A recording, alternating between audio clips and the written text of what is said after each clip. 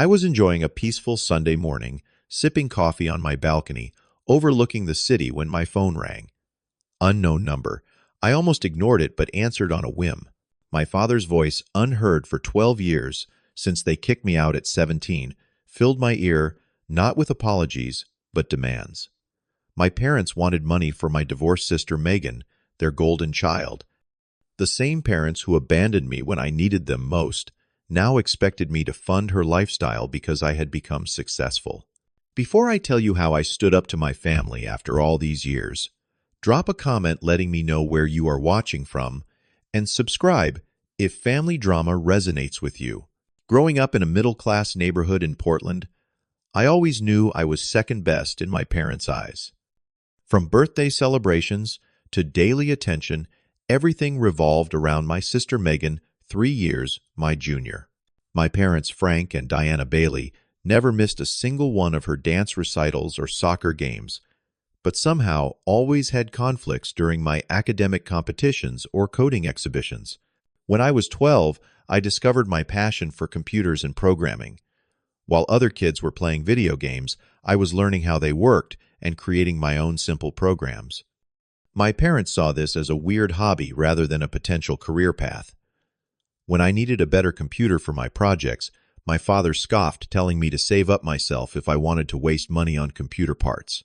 The contrast in how they treated us became painfully obvious when Megan turned 16. My parents surprised her with a brand new Honda Civic, complete with a giant red bow on top. The entire neighborhood came for the celebration. When my 16th birthday had rolled around the previous year, I received a card with $20 inside and a reminder to focus more on school. I never mentioned how much it hurt. By 15, I was working part-time at the local grocery store bagging items after school and on weekends.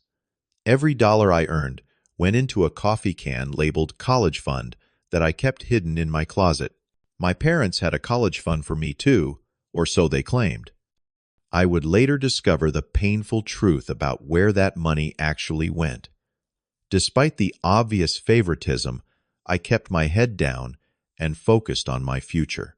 I maintained straight, as while teaching myself advanced programming languages, a few teachers noticed my talent, especially Mr. Hoffman, my computer science teacher, who became one of the few adults to genuinely support me.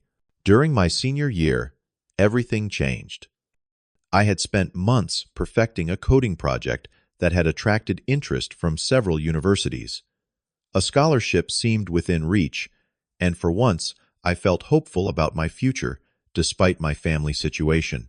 On a rainy October night, I was driving my best friend Jake back from a coding meetup. We were discussing our college plans, excited about potentially attending the same university.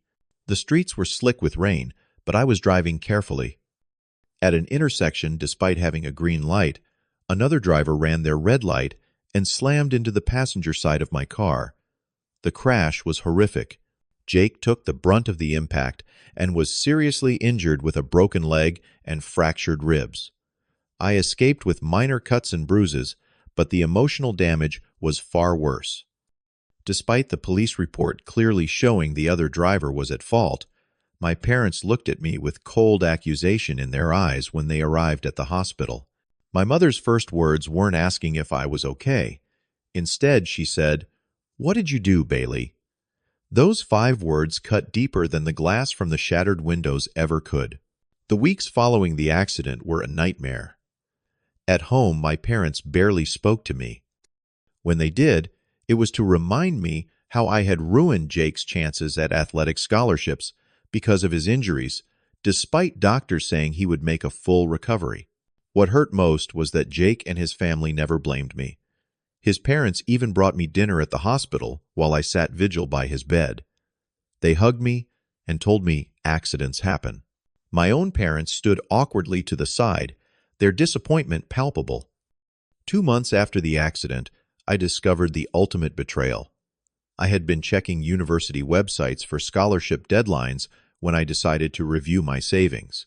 Along with my coffee can funds, I wanted to know how much was in the college account my parents had supposedly been contributing to since my birth. When I asked my father for the account information, he became evasive. After pressing him, the truth came out in a bitter argument in our kitchen. There was no money. They had emptied my college fund to pay for Megan's private high school tuition the previous year. Megan has a real future ahead of her, my father said, his voice cold. She needs the best education possible. And what about me? I asked, my voice breaking. Did you ever think about my future? My mother stepped in, then her face hard. You are smart, Bailey. You can get scholarships or take loans like normal people. Megan needs more support. The argument escalated. Years of repressed hurt came pouring out of me. I asked why they always favored her, why nothing I did was ever good enough. Instead of answers, I got an ultimatum. If you cannot stop complaining about everything we do for your sister, then perhaps you should find somewhere else to live, my father said, his arms crossed over his chest. I thought he was bluffing. He was not. The next day, I came home from school to find my belongings packed in a single suitcase. At 17 years old, still months away from graduation, my parents were kicking me out. Megan watched from the staircase, her expression unreadable, as our parents told me I needed to be out by nightfall. That night, as I loaded my meager possessions into my old Honda that I had purchased with my own money, I made a promise to myself. I would succeed despite them, not because of them. I would build a life so good that their absence would be their loss, not mine. As I drove away from the only home I had ever known, tears blurred my vision. But beneath the hurt was something stronger: determination. The first 2 weeks after being kicked out were the hardest of my life. I slept in my car, parked behind the grocery store where I worked. Each morning, I would wake up with the sunrise stiff and cold. I washed up in the store bathroom before my shift started, hoping no one would notice I was wearing the same clothes repeatedly. School became both a refuge and a challenge. I was exhausted all the time, but determined not to let my grades slip. My future depended on those scholarships now more than ever. A few teachers noticed something was wrong, but I deflected their concerns. Pride kept me from admitting how bad things really were. Everything changed when Mr. Planks, Hoffman, my computer science teacher, caught me sleeping in the school computer lab after hours. Instead of reporting me, he listened to my story. That night, he offered me the garage apartment above his workshop. It was small and basic, but it had a shower, a bed, and heat. More importantly, it offered stability when I needed it most. This is not charity, Bailey, he said firmly. Consider it an investment in a future tech genius. Just promise me you will graduate and go to college. With a roof over my head, I focused on survival and my future. I picked up 2 more jobs, morning shifts as a barista before school and weekend nights as a security guard at a storage facility. Between the 3 job school and my coding projects, I was barely sleeping 4 hours a night. But each paycheck brought me closer to independence. Graduation day arrived with mixed emotions. I stood alone in my cap and gown, while all around me, families celebrated with their graduates. Across the field, I spotted my parents and Megan, all smiles for her junior year academic award. They never once looked my way, though they must have known I was there. Mr. Hoffman and a couple of supportive teachers cheered extra loud when my name was called. In that moment, I realized family is not always blood. Sometimes it is the people who show up when everyone else walks away. My hard work paid off with a partial scholarship to the state university. It was not the full ride I had dreamed of, but combined with my savings and student loans, it made college possible. That fall, I moved into a cramped dorm room, carrying everything I owned in the same suitcase I had left home with. My roommate, Anthony, became an unexpected ally. A business major with an entrepreneurial mindset, he was fascinated by my coding skills. Late-night conversations in our dorm room often turned into brainstorming sessions about apps and tech solutions.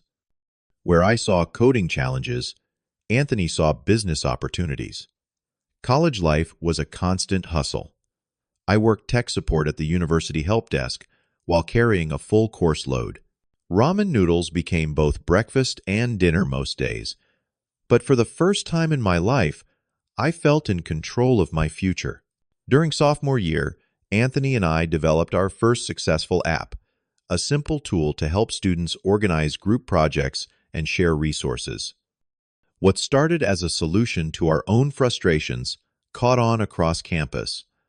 A small tech publication featured our work, and suddenly, we were getting user signups beyond our university. The first time we received income from premium subscriptions, I could hardly believe it. The amount was small, but it meant I could quit one of my jobs and focus more on development. We reinvested most of the money into better equipment and server costs operating out of our dorm room, like it was a proper startup. Throughout this time, I never heard from my family. Not a call, text, or email, despite my name appearing in tech articles that were easily findable online. I told myself I had moved on, but the silence still hurt in quiet moments. By senior year, Anthony and I knew we had something worth pursuing full-time. We graduated with a business plan instead of job applications. I had honors in computer science. Anthony had connections through his business program. Together, we believed we could build something meaningful. The early days of our startup were both exciting and terrifying. Our first office was a converted storage room with secondhand furniture and unreliable internet. We ate dollar pizza and worked 18-hour days. Every rejection from potential investors felt personal, but we kept refining our pitch and product. Our breakthrough came from a chance meeting at a tech conference. Anthony struck up a conversation with a venture capitalist in the coffee line and somehow convinced him to look at our demo. 2 weeks later, we had our first serious investment and a mentor who believed in our vision. With funding came responsibility. We hired our first employees, 2 developers, and a marketing specialist. Suddenly, I was not just coding for myself, but leading a team. The weight of their livelihoods on my shoulders kept me up at night, but it also pushed me to work harder than ever. The company grew steadily over the next 5 years. What started in a storage room became a respected tech firm with offices in 2 cities. Our flagship product evolved into a suite of business tools used by companies worldwide. My name appeared in industry publications, alongside words like innovative and visionary, terms that still felt surreal. Financial success brought security but not healing.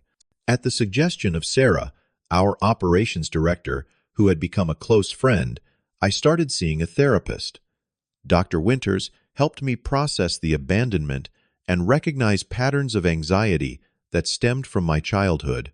Slowly, I began to understand that my parents' failures were about them, not me. Through it all, I built a chosen family, Anthony now, my business partner and best friend. Sarah, whose organizational brilliance was matched only by her loyalty, and other friends who showed up consistently where my blood relatives had failed. We celebrated holidays together, supported each other through challenges, and championed each other's successes. They became the family I chose rather than the one I was born into. By my 30th birthday, I had achieved more than the scared 17-year-old sleeping in his car could have imagined. I owned a modern apartment with a view of the city, had financial security, and led a company that made products I was proud of. The hole left by my family had not disappeared, but I had built a good life around it. Then came the Sunday morning phone call that would force me to confront the past I thought I had left behind. The Sunday started like any other. I was enjoying my coffee ritual on my balcony, replying to a few emails, and planning a lazy day when my phone rang. The screen showed an unknown number from Portland, my hometown. Something made me answer instead of letting it go to voicemail. "Hello," I said, expecting perhaps a wrong number. "Bailey, is that you, son?" The voice was instantly recognizable, despite 12 years of silence. My father. My hand tightened around the phone as a wave of emotions crashed over me. Shock, hurt, anger, and a small traitorous flicker of hope. "Yes, it is me. I managed to reply, my voice steadier than I felt. "Well, it has been a long time," he said awkwardly. "How have you been?" The casual nature of his question, as if we had spoken last month instead of over a decade ago, left me momentarily speechless. How had I been abandoned, struggling building a life from scratch without their help or even acknowledgement? "I have been fine," I said finally. "Why are you calling after all this time?" There was a pause, and I heard my father call to someone in the background. "Diana, I have got him. Come pick up the other phone." Soon my mother's voice joined the call. "Bailey. Oh, it is so good to hear your voice. We have seen so much about your success online. That company of yours seems to be doing very well." So they had been watching my career from afar, tracking my success, without ever reaching out until now. The realization added a bitter taste to an already difficult conversation.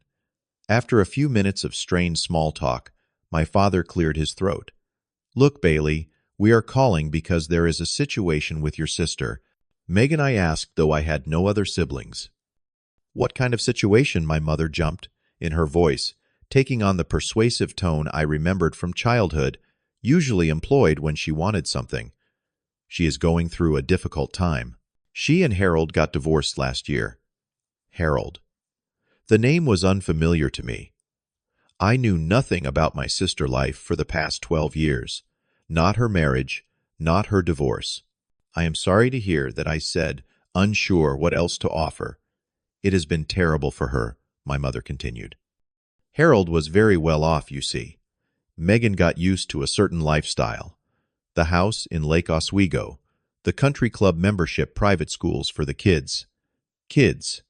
So I was an uncle too." The revelation sent another jolt through me. The divorce settlement was not what she expected, my father added. Harold had a good lawyer. Megan got the house, but has to pay the mortgage, and child support barely covers basics for the kids. I listened, still not understanding why they were telling me this after years of silence. Then my father delivered the real reason for their call. "She is struggling, Bailey, about to lose the house. The kids might have to change schools. We have helped as much as we can, but we are retired now on fixed incomes. When we saw how well you are doing," he trailed off. The implication hung in the air for a moment before my mother made it explicit. "We thought, since you have done so well for yourself, you might help your sister out. Family helps family after all." The irony of those words, "family helps family," coming from the people who had thrown me out at 17, nearly made me laugh. Instead, I took a deep breath. "Let me understand this," I said carefully. "You want me to give Megan money? After 12 years of no contact, not just give her money," my mother clarified, as if that would make it better. "Help her get back on her feet, cover the mortgage for a while, maybe the car payments. The tuition for the kids' private school is due next month too." The audacity was breathtaking. No apology for the past, no acknowledgement of their abandonment. Just demands based on a blood connection they themselves had severed. "Has Megan tried getting a job?" I asked already, knowing the answer from the uncomfortable silence that followed. "She was a stay-at-home mom," my father finally said. "She never finished college. And with her lifestyle, the kinds of jobs she could get right now would not cover the bills. So she needs to downsize," I suggested. "Sell the house, move somewhere more affordable, put the kids in public school." My mother gasped, as if I had suggested something scandalous. "The children would be devastated. They have friends, activities, and the public schools in affordable areas are not up to standard." I closed my eyes, centering myself. "Why are you calling me about this? Why now?" After all this time, another uncomfortable silence followed before my father spoke. "We have been following your success, son. That feature in Tech Innovators last month mentioned your company valuation. You have done very well for yourself." So, that was it. They had ignored my existence until they saw dollar signs. The pain of that realization was sharper than I expected, given how much time had passed. "Why did you never reach out before?" I asked. "Not when I graduated college, not when the company took off. Not once in 12 years. My parents exchanged what sounded like a worried glance through the phone before my mother answered. "We thought it best to give you space. You were so angry when you left." When I left, I repeated incredulously, "You kicked me out. I was 17. "You were always so independent," my father said, revising history. "We knew you would land on your feet." Their selective memory was stunning. I had not left. I had been forced out with one suitcase and nowhere to go. I had slept in my car, worked multiple jobs, and struggled for every opportunity they had handed to Megan on a silver platter. "We did not want to interfere in your life," my mother added. "But now, with Megan in such dire straits—" "Tell me about her situation," I said, wanting the full picture. "How did the divorce happen?" More uncomfortable silence followed. Then my father reluctantly explained. Harold said Megan was spending beyond their means. She had several credit cards he did not know about, and Harold just left because of overspending. I pressed, sensing there was more to the story. My mother sighed. There may have been some issues with a tennis instructor at the country club, but that was just Harold, looking for an excuse. The real problem was that he became controlling about money. The picture was becoming clearer. My sister, the golden child who had received everything while I got nothing, had grown into an adult who expected the same perpetual indulgence. "Have you been supporting her since the divorce?" I asked. My father coughed awkwardly. "We helped a little, used some of our retirement savings." "A little," I pressed. "About 60,000, my mother admitted reluctantly. I was stunned. They had drained their retirement to enable my sister, continued high spending, and now they wanted me to take over financing her lifestyle. "Does Megan know you are calling me?" I asked. "Yes," my father said. "She was reluctant at first, but we explained that you owe this to the family." That was the breaking point. I owe the family. I repeated, my voice dangerously quiet. What exactly do I owe to people who threw me out at 17 and never checked to see if I was alive for 12 years? Now Bailey, my mother, started her tone condescending. "We all make mistakes. Your success is partly due to the values we instilled in you. The family connection—" "Stop," I interrupted, unable to listen to more self-serving revisionism. "Just stop. The family connection was severed the night you packed my things and told me to leave. I built my success despite you, not because of you." My father's voice hardened. "So, you will not help your sister? After everything we did for you growing up, the roof over your head, the food on the table, basic parental obligations are not special favors," I replied, finding strength in the truth. "And those obligations apparently ended for you when I was 17. Why should my obligations to Megan be any different?" The conversation devolved from there. My parents alternated between guilt-tripping gaslighting about the past and making veiled threats about family reputation. When those tactics failed, they resorted to anger. "You always were a selfish boy," my mother spat. "Now you are a selfish man with money. I do not know where we went wrong with you. I had spent years in therapy working through the pain they had caused me. Their words still stung, but they no longer had the power to destroy me." "I am going to hang up now," I said calmly. "Do not call me again asking for money. If you want to apologize someday for abandoning your child, I might answer. Otherwise, we have nothing more to discuss." My father's last words before I ended the call were, "You will regret turning your back on family Bailey." The irony was too much. I pressed the end button and sat in silence on my balcony, looking out at the city I had made my home. The coffee had gone cold, but the clarity I felt was bracing in its own way. I had survived their rejection once. I could survive their disappointment again. After ending the call with my parents, I spent the rest of Sunday in a daze. Old wounds I thought had scarred over were bleeding again, bringing back the raw pain of that night at 17 when everything changed. I canceled dinner plans with friends and sat alone in my apartment processing what had happened. Initially, part of me was tempted to help Megan despite everything. Not because my parents demanded it, but because I remembered the little sister I had once cared for before family dynamics tore us apart. Then I recalled the defining memory that centered me curling up in the back seat of my Honda that first night after being kicked out shivering under a thin blanket completely alone at 17. My sister had watched me leave and said nothing. By Monday morning, I had regained my equilibrium and thrown myself back into work. The company did not stop for personal crises, and I had employees counting on me. I told only Anthony about the call, knowing he would understand better than anyone.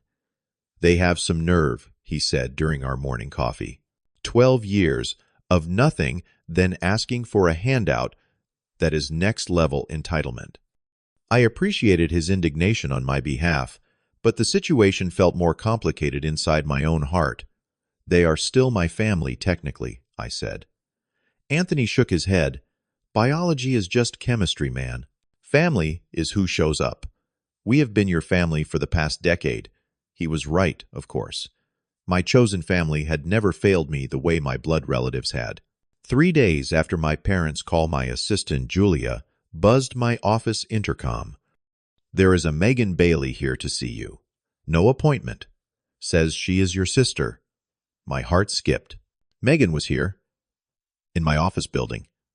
"After 12 years without a word, send her up," I said after a moment of hesitation. When the office door opened, I almost did not recognize her. The little sister in my memories was still 15 with braces and a cheerleader uniform. The woman who walked in was in her early 30s, expensively dressed, but with stress lines around her eyes that aged her. We stared at each other for a long moment. Despite everything, seeing her hit me emotionally in a way I had not anticipated. We shared the same eyes, the same jawline. Biology was indeed powerful. "Bailey," she said finally, "you look successful." An odd greeting, but telling in its focus. "Hello, Megan. This is unexpected." She glanced around my corner office with its floor-to-ceiling windows and modern furniture. "Nice place. Mom and Dad said you were doing well, but..." She let out a low whistle. I gestured to the visitor chairs. "Would you like to sit? Can I offer you water coffee?" Megan sat, perching on the edge of the chair, like she might need to flee at any moment. "Water is fine." After getting her water, I took my seat across from her, studying the sister I had not seen in 12 years. She was thin, perfectly manicured, wearing designer clothes that looked new.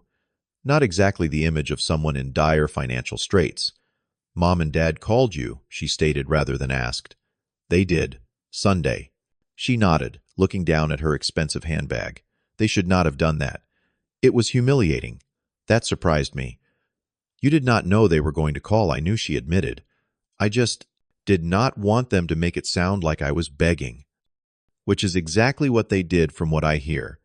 At least she had some self-awareness.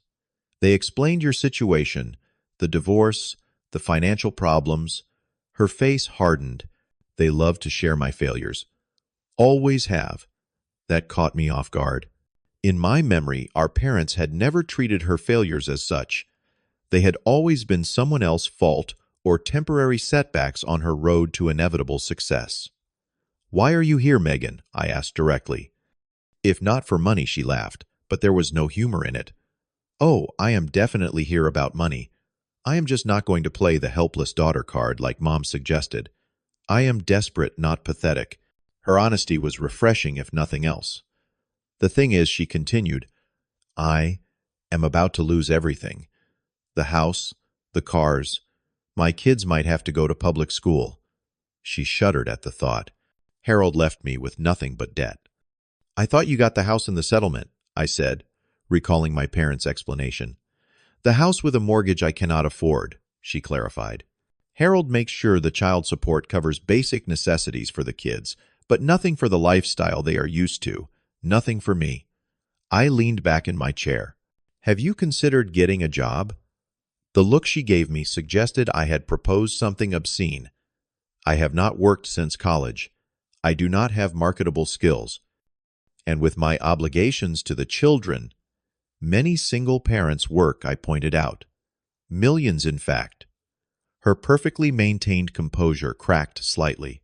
You do not understand what it is like to fall from where I was, to have everything and then watch it disappear. In that moment, I saw clearly how different our perspectives were. Megan saw herself as having had everything and lost it. I had started with nothing, less than nothing, and built something meaningful. I understand loss better than you might think, I said quietly. She waved this away. That was different. You were always independent, strong. I was 17 and homeless, I corrected her. There was nothing strong about crying myself to sleep in a car in winter. For a moment, something like shame crossed her face. Then it was gone, replaced by determination. Look, she said, leaning forward, I need help. A loan, an investment, whatever you want to call it. Just until I get back on my feet. And how would you pay it back? I asked. What is your plan? She blinked, seemingly surprised by the question. I will figure something out. Maybe Harold and I will reconcile. Or I will meet someone new. Her plan was to find another man to support her, not to develop skills, not to work, not to build her own security. I made a decision then, one that was both business-minded and compassionate in its own way. I will not give you money directly, I told her. But I can offer you something better. Better than money, she asked skeptically. A job, I said, here at the company. We need an office manager for our new client relations department. It comes with full benefits, good pay, regular hours, and on-site training. Her expression shifted from interest to dismay. You want me to work for you. As what, your secretary? As an office manager, I corrected. It is a respectable position with growth potential. You would be good at it. You have always been socially skilled, organized when you want to be. I cannot survive on an entry-level salary, she protested. The mortgage alone is $4,000 a month. Then sell the house, I suggested. Find somewhere more affordable. I can also connect you with a financial advisor who specializes in post-divorce planning. They can help you create a sustainable budget. Megan stared at me as if I had suggested she live in a cardboard box. You do not understand what it would do to the kids to move to change schools. Children are resilient, I said. More resilient than you think. And they learn from watching their parents. Do you want them to learn to wait for rescue or to build their own solutions? Her eyes narrowed.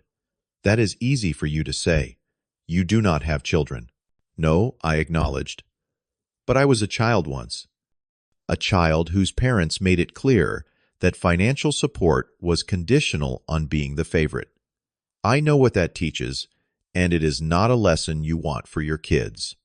Megan stood abruptly. I did not come here to be lectured or judged. I thought since you have all this, she gestured around the office, you might actually help your family. But you are just as selfish as Mom always said. There it was. The family narrative about me unchanged, despite all evidence to the contrary. I remained seated, keeping my voice calm. The job offer stands. So does the connection to the financial advisor. That is real help, Megan. The kind that leads to independence, not continued dependence. She grabbed her purse. You know what your problem is, Bailey. You abandoned this family just as much as you claim they abandoned you. You could have reached out, made amends, but you were too proud. The accusation was so backward, it momentarily left me speechless. In the silence, she headed for the door, pausing with her hand on the knob. When Mom and Dad have to move in with me because they spent their retirement trying to keep me afloat, I hope you can live with yourself, she said. The job offer stands, I repeated. Any time you are ready. After she left, I sat in silence for a long time. The encounter had been both exactly what I expected and completely surprising. Megan was still the entitled golden child, but I saw glimpses of insecurity and genuine fear beneath her bravado. That evening, I called Dr. Winters and scheduled an emergency session. Some wounds require professional help to re-bandage. Over the following weeks, I processed the confrontations with my family through therapy and conversations with my chosen family. Anthony, Sarah, and others listened, supported, and reminded me that maintaining boundaries was not selfish but necessary. You offered real help, Sarah pointed out during a dinner at her apartment. Help that would have changed her life for the better, not just postponed the inevitable. That was compassionate, not cruel. A month after Megan's visit, I made a decision that felt right. I established a scholarship fund for teens who had experienced family abandonment or homelessness. The Bailey New Beginnings Scholarship would cover full tuition housing and mentorship for students who, like me at 17, were facing the world alone too soon. The first recipient was a brilliant young woman named Tara, who had been living in her car while finishing high school and working 2 jobs. When I told her about the scholarship, she broke down crying. "I thought I would have to give up on college," she said. "You have no idea what this means." But I did know. I knew exactly. 6 months later, I hired a young programmer named Jason, who reminded me of myself at that age, hungry for opportunity, technically brilliant, but rough around the professional edges. I took him under my wing, mentoring him the way Mr. Hoffman had once mentored me. Watching him grow professionally became one of the most rewarding aspects of my work. I never heard from my parents or Megan again. Through mutual connections in Portland, I learned that Megan had eventually sold the house and moved to a smaller town where the cost of living was more manageable. She had finally taken a job at a local boutique. Perhaps losing everything had ultimately forced her to find strength she never knew she had. As for me, the confrontation with my past had been painful but ultimately freeing. I no longer carried the unconscious hope that someday my family would acknowledge their wrongs and we would reconcile. That fantasy had been laid to rest, allowing me to fully embrace the family I had chosen and built. Life has a way of coming full circle. The abandoned teen sleeping in a car became a man who could offer shelter to others.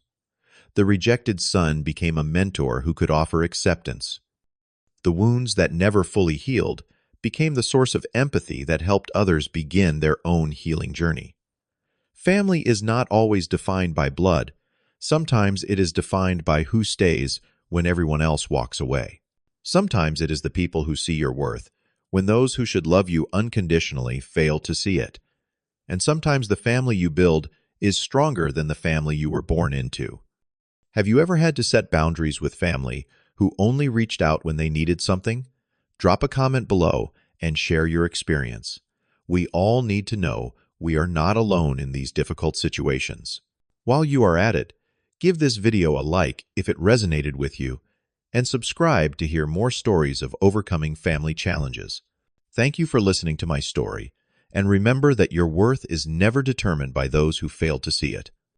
You have the power to write your own life story, no matter how it began.